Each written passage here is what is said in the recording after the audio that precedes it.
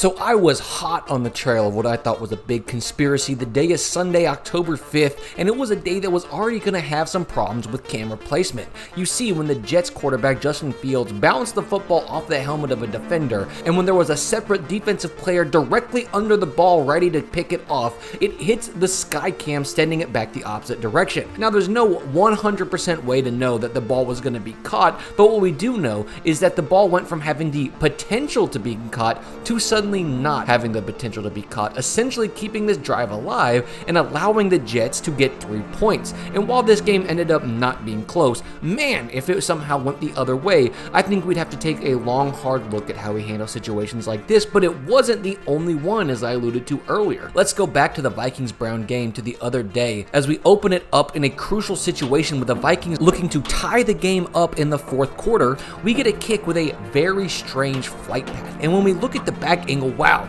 right as it's getting to the wire, it suddenly changes direction. But what was even stranger is that when I was trying to get this backside footage, I had to go to Twitter to get it because the official game footage, it had been completely scrubbed clean of it, leading me to question, was the NFL somehow covering this up? So the first thing I did was ask, okay, where are the wires actually? As another person pointed out, the Skycam is behind the kick, but that wasn't enough evidence for me because I know that it has wires all throughout the stadium.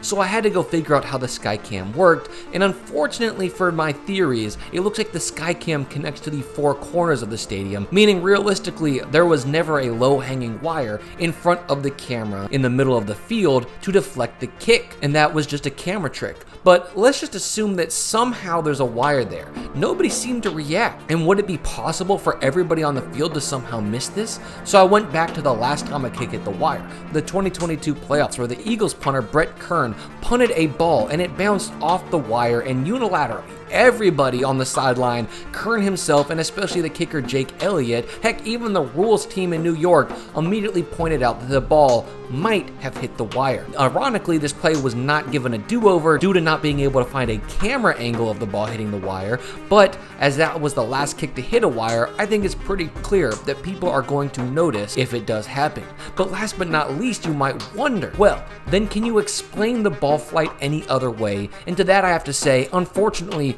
it's not too uncommon of a ball flight. When you toe the ball a bit or hit it a bit inside, you can see it has this natural fade that sometimes looks awfully unnatural. Bills fans are probably way too familiar with this, as it's Tyler Bass's most common mishit is to have the ball start off straight and then take a nasty right turn, as we can see something pretty similar against the Patriots a while back. But yeah, all in all, there was no wire in the way, and it's pretty clear that if there was, people on the field would have seen it, and the ball flight is also natural, so no, it doesn't appear like the NFL is covering anything up, at least not this time. Kick is no good, right to the right.